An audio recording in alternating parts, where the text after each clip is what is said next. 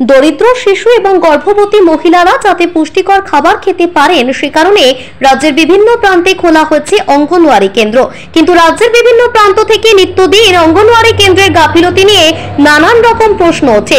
কখনো খিচুড়িতে মিলছে মরা কেন্ন, কখনো আবার ছোট সাপ, আবার মাঝে মধ্যে অঙ্গনওয়াড়ি কর্মীদের বিরুদ্ধে অভিযোগ তুলে বিক্ষোভে নামছেন সাধারণ। তবে এবারের ঘটনাটা কিন্তু একটু অন্যরকম। বস্তাবন্দি চাল এবং ডালে ঘুরে বেড়াচ্ছে কালো পোকা, অথচ এই বিষয়ে কোনো রকম ভুরুক্ষেপই ছিল না রাধুনী এবং অঙ্গনওয়াড়ি কর্মীর। ওই চাল দিয়েই দেদার রান্না করে শিশুদের খাবার পরিবেশন করছিলেন তারা।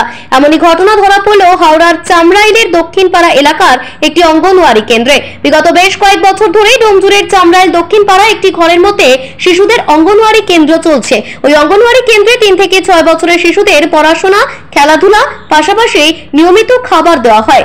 একই সঙ্গে খাবার পান গর্ভবতী মহিলারাও। তবে সম্প্রতি অভিভাবকরা অভিযোগ তুলেছেন বিগত বেশ কয়েকদিন ধরে ওই কেন্দ্রে পোকা ধরা চাল এবং ডাল দিয়ে খাবার তৈরি করা হচ্ছে।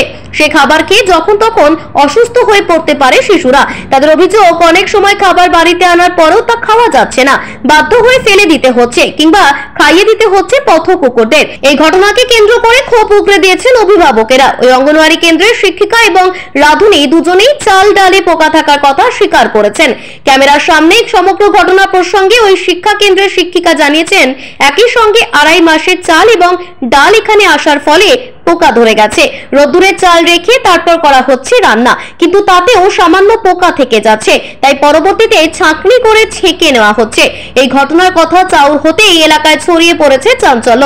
ডোমজুর ব্লকের চাইল্ড প্রজেক্ট ডেভেলপমেন্ট অফিসের আধিকারিকরা খবর পেয়ে তড়িঘড়ি ছুটে আসেন ঘটনাস্থলে। গোটা ঘটনা খতিয়ে দেখেন তারা। এই প্রসঙ্গে সংবাদ মাধ্যমের মুখোমুখি হয়ে ওই প্রজেক্টের সুপারভাইজার বর্ণিকা নায়ক বলেন, পুরনো স্টকের চাল এবং ডালে ছিল পোকা, অথচ সেই চাল ডাল দিয়ে রান্না করে শিশুদের খাবার খাওয়ানো হচ্ছিল।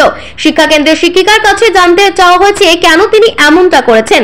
এ ব্যাপারে তার গাফিলতি রয়েছে, তবে শিশুরা যাতে ভালো খাবার পায় এবার সেটাই দেখা হবে। বাচ্চাদের খাওয়াতাম, যেদিন তো পোকা বেরিয়েছে আমরা খাওয়াই না, খেতেও দিইনি। আমরাও তো খেয়ে নিতাম খাইয়ে।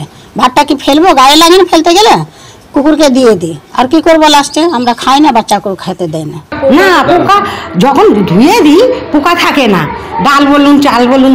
তারপরে ধোয়ার পর ভাত যখন ফ্যান গড়িয়ে করি, ভাতটা করি উল্টাই করি, তখন দেখি একটা দুটো পোকা থাকে।